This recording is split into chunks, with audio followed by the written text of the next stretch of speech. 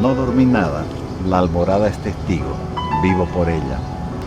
Viento y bambú, hoy musitan tu nombre, sale la luna. Se fue la lluvia, en las ramas del pino las gotas duermen. Yo un aforismo lo definiría como la máxima síntesis de la razón humana referente a determinado concepto. Soy una persona que duerme poco, por una necesidad biológica de dormir poco. Entonces las noches se me hacían largas y leía mucho y estudiaba mucho en mi profesión. Y en determinado momento en que se agudizaron los sentidos, comencé a leer mucho de filosofía.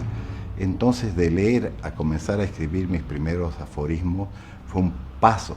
Probablemente estos primeros aforismos sean más de otros que míos, pero con el pasar del tiempo mi mente se volvió una razón aforística y vivo haciendo aforismos de todas las circunstancias humanas en las cuales pienso o razono. Carlos Saavedra Beize, ¿cómo nace tu gusto por la literatura y pues después el desemboque, digamos, ¿no? Como tu oficio de escritor? Mira, mi gusto por la literatura nace desde muy temprano, leyendo los cuentos de hadas, los cuentos de los hermanos Grimm, y hojeando una antigua enciclopedia que yo la tenía y lamentablemente la humedad y el trópico la devoró, que se llamaba El Tesoro de la Juventud.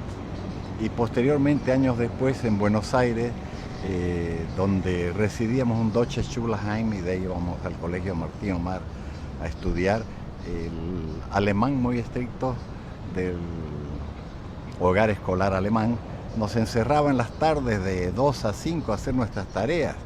Y yo, por no hacer mis tareas, había una biblioteca muy selecta, entonces ahí me leí todas las obras de Dumas, las obras de Emilio Salgari, y penetró mi gusto por la literatura.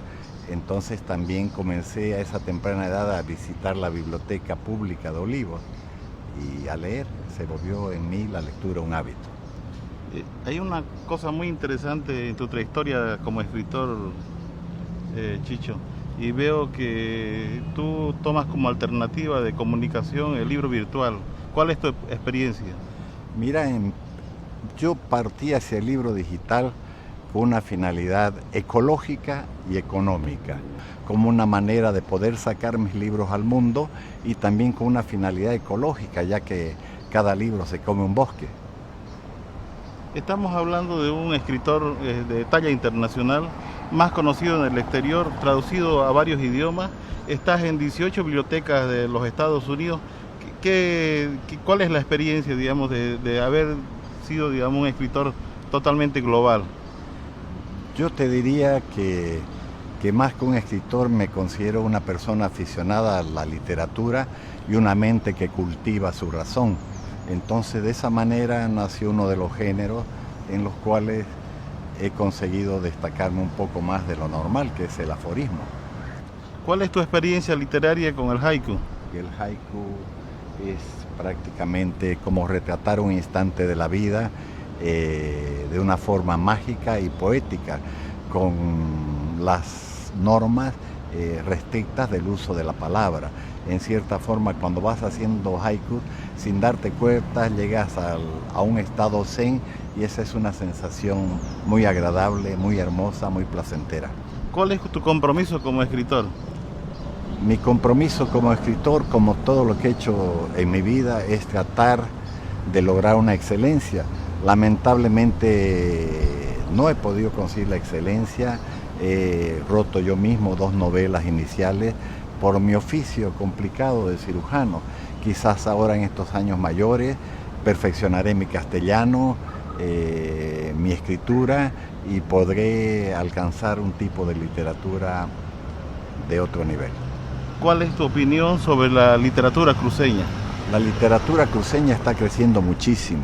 Nosotros vemos que año a año se editan más libros y yo le tengo respeto a todo libro que vea, independiente de su calidad, porque en cada libro nosotros vemos que se transmite el esfuerzo y el alma de un hombre, de un creador, y lo que él pudo decir o pudo plasmar en esa edición. ¿Qué mensaje le podés dar a los jóvenes escritores que están haciendo sus primeros pininos? Que perseveren, que lean, que luchen, que trabajen y que produzcan y traten de ser autosuficientes para producir, porque en este país no existen mecenas. ¿Qué me puede decir de la muerte? La verdad que no te puedo decir nada porque todavía no la he vivido, ¿no? ¿Qué me puedes decir del amor? Que es hermoso y es maravilloso, el sentimiento más grande que puede tener el ser humano. ¿Qué me puedes decir de la naturaleza? Es mágica. Gracias, Chicho. Todo es infinito, menos la vida. No me saques una cana, me salen 10. No planches las arrugas de mi camisa de piel. No digas que he cambiado, yo me veo bien.